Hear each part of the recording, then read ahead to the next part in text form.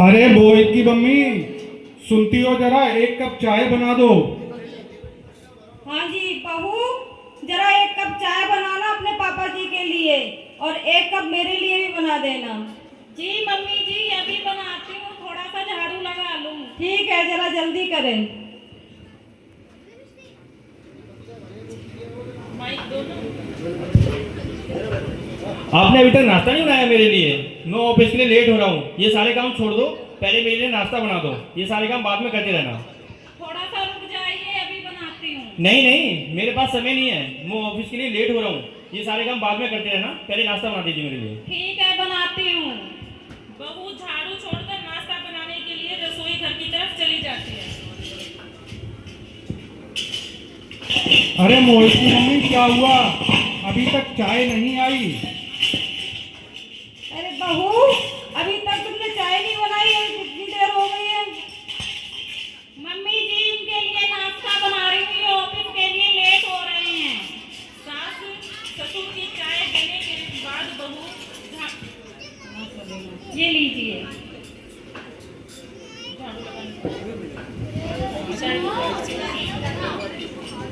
ये लीजिए मम्मी जी चाय। बहू सास ससुर को चाय देने के बाद उन्हें झाड़ू लगाने लगती है। झाड़ू लगाने के बाद जैसे ही बहू पोछा उठाती है, वैसे ही सास की आवाज आती है। अरे बहू, ये जरा चादर ले जाना, ये चाय गिर गई है, इसको धो देना जरा जाके। जी मम्मी जी, धोती हूँ। बहू पोछा छोड़कर चादर धोने के लिए जाती है और ननद की आवाज आती है। भाभी जी, मेरे भी कपड़े धो देना। जी दीदी जी।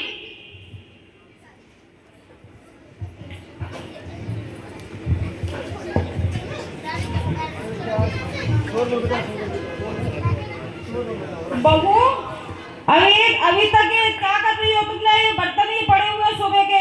अब शर्मा जी की फैमिली आ रही है, वो क्या सोचेंगे? सुबह से बर्तन पड़े हुए इनके घर में जूठे। ये लो बर्तन धो दो पहले। जी मम्मी जी, धोती हूँ। बहू बेचारी आधे कपड़े छोड़कर जूठे बर्तन धोने के लिए जाती है और इसी तरह सुबह से शाम हो जाती है, लेकिन घर का एक भी काम पूरा नहीं होता और रात का खाने का समय भी हो जाता है। बहू, अपने पापा जी के लिए जरा खिचड़ी बना देना और मेरे लिए दलिया। जी मम्मी जी, बनाती हूँ। भाभी जी, मेरे लिए पास्ता बना देना। जी दीदी, बनाती हूँ।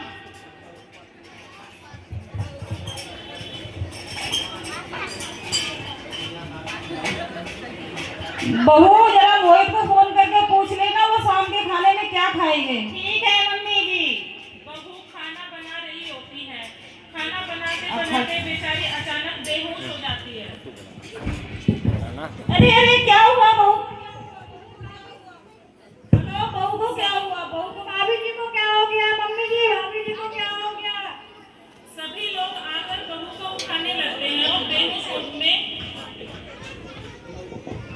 क्या हुआ क्या हुआ? जरा देखना बहू को क्या हुआ, इसको हॉस्पिटल लेके जाओ। देखो अभी इसे अभी क्या हुआ हॉस्पिटल है। लेके चलो, जल्दी से लेके चलो, हॉस्पिटल लेके चलो अभी।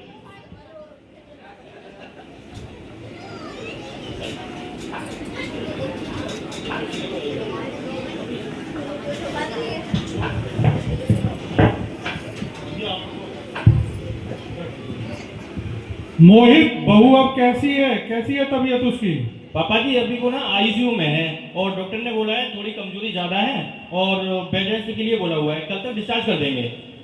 ठीक है, ध्यान रखना उसका। ठीक है पापा जी। और इसी तरह रात बीत जाती और अगले दिन सुबह सुबह।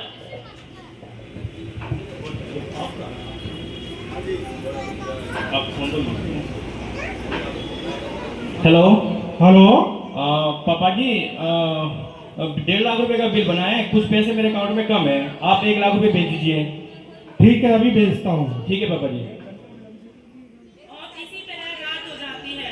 पिता रात को भगवान के सामने खड़े होकर हाथ जोड़ता है और घर में हो रहे काम के तरीकों को लेकर बहुत दुखी होता है। ईश्वर से प्रार्थना करता है, हे ईश्वर, मुझे कुछ ऐसा रास्ता दिखाओ जिससे मैं अपने परिवार में आपस में सामंजस्य बना सकूं। और अगली सुबह जब अस्पताल से छुट्टी आकर बहू आती है, तब पिता सबको एक साथ बिठाता है। मोहित आ गए अस्पताल से? हाँ जी पापा जी, अब ठीक है। आप ठीक हैं? हाँ जी। ठीक है,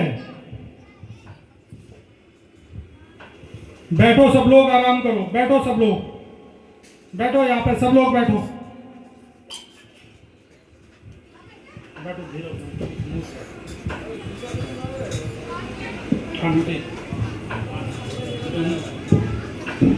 पिता सभी को एक साथ खेल खेलने के लिए कहता है, सभी तैयार हो जाते हैं। बैठो सब लोग बैठो।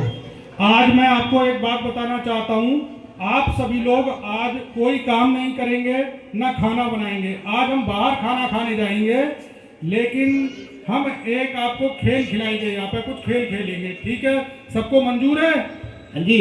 हाँ जी मंजूर है। खिलाओ। पिता सबसे पहले सबके सामने 10-10 पर्चियां रखते हैं और उन पर्चियों में एक मटके का उन पर्चियों को एक मटके में डाल देते हैं और खेल शुरू होता है। ये खेल का प्रारूप ऐसा रहेगा, सबके नाम की 10-10 पर्चियां हैं इसमें, जिसके नाम की सब एक एक पर्ची निकालेंगे अपनी, और जिसका नाम निकलेगा वो उस पर्ची को अपने पास रखेगा। अगर किसी अन्य की पर्ची निकलती है तो वापस इसी मटके में डाल देंगे। तो मोहित, आपसे शुरू करते हैं, एक पर्ची निकालो। ठीक है पापा जी।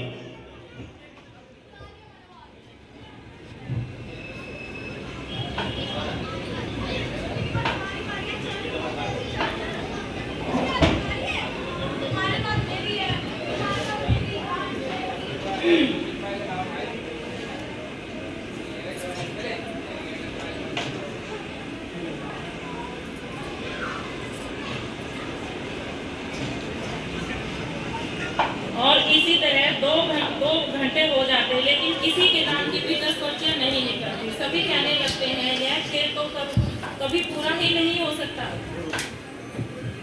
पापा जी, ये खेल खेलते खेलते तो पूरा दिन हो जाएगा। कोई ऐसा जुगाड़ करिए ना जिससे खेल भी जल्दी हो जाए, हमारा टाइम भी बच जाए।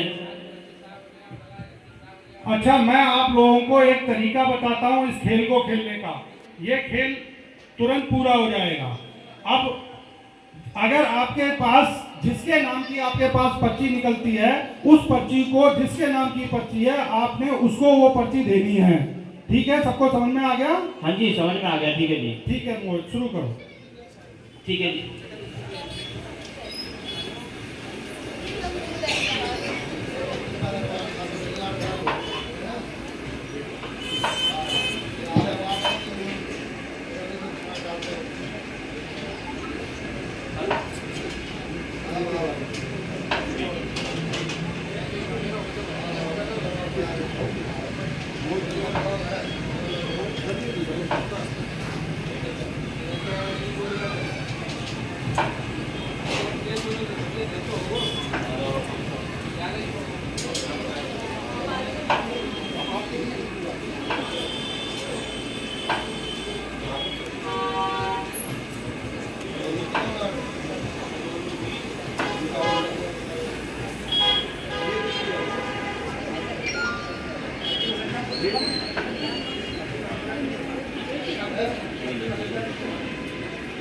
जब इसी प्रकार से जिसके पास भी जो पर्ची आ रही थी उसी को एक दूसरे को दे रहे थे, और इसी तरीके से खेल 5 मिनट में खत्म हो गया। सबके पास 10-10 पर्चियां पहुंच चुकी थी। यह सब देखकर सभी अचंभित रह गए और सभी को समझ में आ गया। पिता खेल के माध्यम से हमें यह समझाना चाहते हैं कि सभी को अपने अपनी गलती का एहसास हो गया और एवं एक दूसरे की सहायता और एवं सहयोग करने का संकल्प किया। अगले दिन सभी लोग मिल बांटकर काम करने लगे।